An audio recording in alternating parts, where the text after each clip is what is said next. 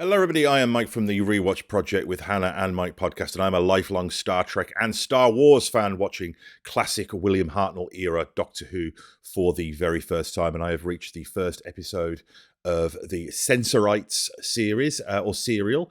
I really do hear the song The Israelites in my head every time I think of the word Sensorites, but I will try and power through that. So we are on the first episode of that serial, namely the episode Strangers in Space. So this definitely sounds like it's going to be a full-on sci-fi episode. So reminder for those who maybe have not watched any of these reaction videos before that I also do a podcast called The Rewatch Project with Hannah and Mike, so please do go and check that out, and also leave feedback at rewatchprojectpodcast@gmail.com, or alternatively you can simply leave comments on the YouTube channel and I will definitely respond to those and or include them on the show if it feels appropriate to do so. But yes, I've never watched Doctor Who before. This is very much my introduction to the franchise. I've been enjoying it very much so far. Let's see if that run is enhanced or scuppered by the introduction of the Sensorites. So let's get straight into that. I'm very happy to be watching Doctor Who again after a small absence. Particularly insane time of year for me work-wise at the moment, which is why things have been a little bit erratic with these rewatches, but things should be calming down soon, and watching Doctor Who is increasingly becoming a place to go to get away from that. So. Yes. Let's see how this follows on from the Aztecs, which was very much probably my favourite so far. So yeah, it's got lots to live up to. But the ship. I don't know why we ever bothered to leave the ship. You're still thinking about the experiences you had with the Aztecs. The ship. They still call it the ship. Does that continue? I've just always thought of it as the TARDIS, or not even as a ship, but just as a machine, I guess. No, I've got over that now. Before you came in, how you both changed. Oh, we've all changed. It's great that they're acknowledging this, you know, the forward momentum, the development of the characters as individuals and as a unit. Have I? Yes. Yes, it all started out as a mild curiosity in the junkyard. And now it's turned out to be quite a great spirited adventure, don't you think? Yes. Well, we've had some pretty rough times, and even that doesn't stop us. Oh, it's a wonderful thing, this ship of yours, Doctor. I think also one of the skills of the crew, of the cast, you know, I mean, I've spoke many times before about the practicalities of filming from a technology perspective, but also, of course, just from how much of this they have to get through, almost as like a stage production. But when somebody flubs their line, it's amazing that doesn't have a knock-on effect, because, you know, as an actor, I'd imagine you're there, you're waiting for your line, you're in the rhythm of the scene, and, you know, you must get a bit of a adrenaline surge when the person who's delivering the line of dialogue before you makes a little bit of a flub. But you see here that, you know, Ian delivers his line really well afterwards and doesn't break the verisimilitude of the scene. So, yeah, these people are very skilled. You know, it's not about you're going to make mistakes. I mean, that's simply going to happen. But it's how you kind of bounce back from that, and how you roll with that, and how you incorporate that. Taking us back to prehistoric times, the Daleks. Marco Polo, Marinus, and the Aztecs. Yes, Wow. the extraordinary quarrel I had with that English king, Henry VIII. You know, he threw a parson's nose at me. That's Paul, you appeared on the scene. Wow, prehistory. However, now, let us get back to this little problem. I love it. I love a bit of canon, a bit of continuity. You checked everything, Doctor? Yes, plenty of fresh air. I mean, maintaining continuity of canon in a show that involves time travel, not going to be easy. Temperature normal. Oh, just the unknown then. Precisely. Where are they? And the concepts of this show, it's so wide open, isn't it? You just don't know what's going to be there when they walk through the door. It's a tremendous part of the appeal. Wow, great music sting there. This one's a girl. It's a Star Trek move.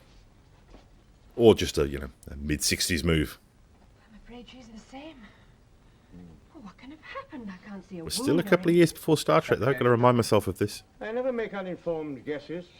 I can sense something too. Bad vibes. You mean that whatever it was killed them? A movement of the wrist recharges. I'm surprised as teachers that they're just not asking the Doctor constant questions. So, for example, they're at a spaceship. He'd be like, so, dude, you know, there are aliens, yeah? When did you first discover them? Have they always been here? Are they here in our time period? Have they been visiting us? It's just, the mind boggles as to the riches of the universe that have just opened up to you on an intellectual level. And there's this guy who knows all of that. It's, I understand why the show doesn't do that. That'd be a real drag, but it must be really difficult for them. I guess we just got to assume that stuff happens off screen. The spring inside for 24 hours. Beating, Doctor, he was dead. What do you want? Yes? How bizarre. Where, there? Behind you. Here?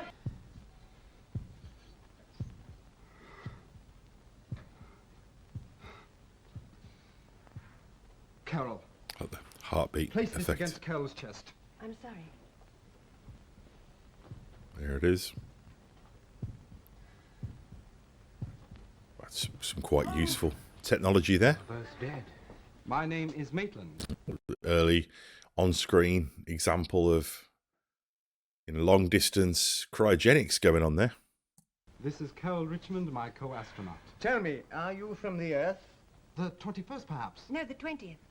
I see. What's Big Ben? Well, it's a clock. Near Westminster Abbey. Yes. Don't mean to be facetious here and tell a teacher, but apparently, I could be wrong, but isn't Big Ben the bell in the clock? Yeah, just saying, to be a pedant here. You see, the whole lower half of England is called Central City now. I'd be really embarrassed if I'm wrong now. London That's for 400 entirely years. possible. We come from the 28th century. 28th century. Captain Maitland, these people must leave us immediately. I learned not to meddle in other people's affairs years ago. Now, don't be absurd. And in fairness, that's a callback to the Aztecs, isn't it? But, the Doctor was banging on that drum in the last episode. So, yeah, he's consistent. You mean they have some kind of power over your craft? Exactly. Trek to be. But it's not that simple. From time to time, to our ship to actually feed us. And that guy's got some hardcore exposition to deliver there. He's doing a good job, to be fair. Doesn't add up at all. This is why you must leave us at once. Yes. The Sensorites may try to prevent you from leaving. Or you could go with them. Oh, hello. Oh, no. A lockpick. I can smell something burning. Go on, follow your nose.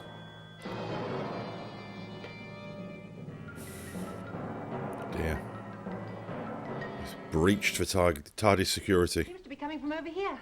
What can we do, Doctor? Break down the door? Undisturb the field dimensions inside the TARDIS? We dare not. Okay. We've been most effectively shut out. The Sensorites? Who else? What do they want with us? I Bloody don't know. Sensorites. And why have they kept those other two in captivity? See, Star Trek also took the shaky cam. Get up the other end! Well, there's some good shaky cam acting there. You got the shaky cam acting, the polystyrene boulder acting. There's just some wonderful consistencies between this and my beloved franchise. Hey, my friend. I tell you, please go away. Doctor's just not having any of it. Stabilizes, Maitland. Calm yourself, man. Where's your deflection vanes? Maitland, deflection vanes. There. One of the good things about these confined space episodes is that we know they're probably going to feature the entire primary cast. They can't have them off over here. So I'm guessing that when they have to work out giving holiday leave to the different actors, which we know has an effect on the show because of just the grueling production schedule, that these confined space ones, they have to make sure everybody's available because they all need to be there. The white panel, but it's useless. How is he about that? 19 miles to the nearest point of impact. Closing fast! It's lifting! Suaving it up with the lady. Collision course. Why couldn't I do it? You were being sensorited. I was afraid. You weren't afraid. They just made you hopeless. Yes, they're dangerous and cunning, these people, but that's not all. The things It's a are very very strange. reassuring presence, isn't he, Ian? Yeah. You know, That's funny. Oh, I see. It's the ray. I must have broken the connection. Look at that water. I'm dying of thirst. Yes, so am I. I'm getting a bad feeling about this. Well, down here on the right, she said. you're both being rather secretive. Go on, spill the beans. Kind of cool spaceship design as well. I mean, usually around this era, you'd get a lot of brightness and, tin foil, shiny. And, this looks kind of lived in and a little bit dank, and that's pretty progressive for the time. Oh, it's no use. The ray's been jammed up. You must... Are there Sensorites in there? Oh dear.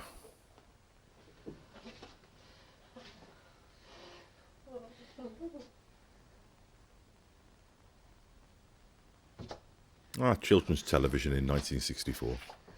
Maitland, you must get that door opened. Yes, I'll have to cut round the lock. I'm guessing this is more than a 4-parter, purely on the basis of the fact that we are spending a little bit of time with the guest cast, which seems to be a feature of those longer storylines. I'm not saying that's a bad thing. I'm kind of agnostic on that at this point, but a small observation.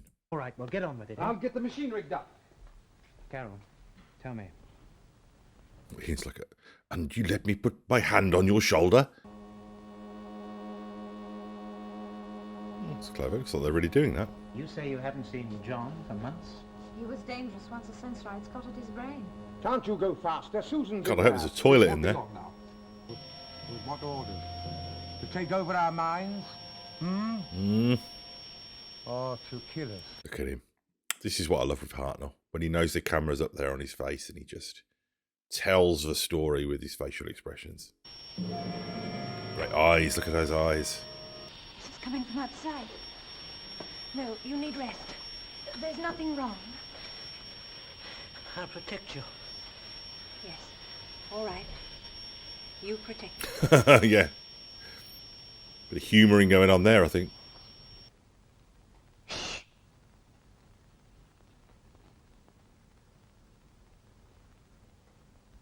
Quite tense. I love they're taking a beat here. This is good filmmaking. Doctor. Ooh. Oh, that's a hide behind the sofa monster. Unwilling warriors. All right, see, that's what I think of when I think of Doctor Who. You know, I've got dim memories of the tail end of Tom Baker being on TV, you know, after school, from the early days of Peter Davison. And, you know, spooky corridors and freaky aliens. That's what I think about when I think of Doctor Who, and here it is. So, yeah, I enjoyed that. There was some good tension and mystery. The idea of, you know, being controlled, that was a very big thing in the 60s. Well, in the 50s and the 60s, really, in science fiction. And we're seeing that there, as well as, you know, the sort of the monsters in the corridor, the kind of, you know, pre-alien haunted house, but on a spaceship. And yeah, I like that. I'm looking forward to the next one. So, and again, all the cast are here. No one's on holiday. They all seem invested. Some nice references to the history of the show, some of which we've seen, some of which we haven't, has again enriches the tapestry of the mythology of the show as well. So I very much like that, and it's definitely paying off watching this show properly, warts and all, and reconstructions and all. So I'm glad that I am taking the OCD approach to watching this, because it's definitely paying dividends now. So I'll be back very soon with the Unwilling Warriors, the second part of the Sensorites serial. Reminder that I appreciate feedback. Either email it to rewatchprojectpodcast@gmail.com or just comment on the channel here. Check out the Rewatch Project with Hannah and Mike podcast and all of the other non-Doctor Who stuff on this YouTube channel and beyond. And I will be back very soon for the next edition of this Rewatch. So thank you and see you soon.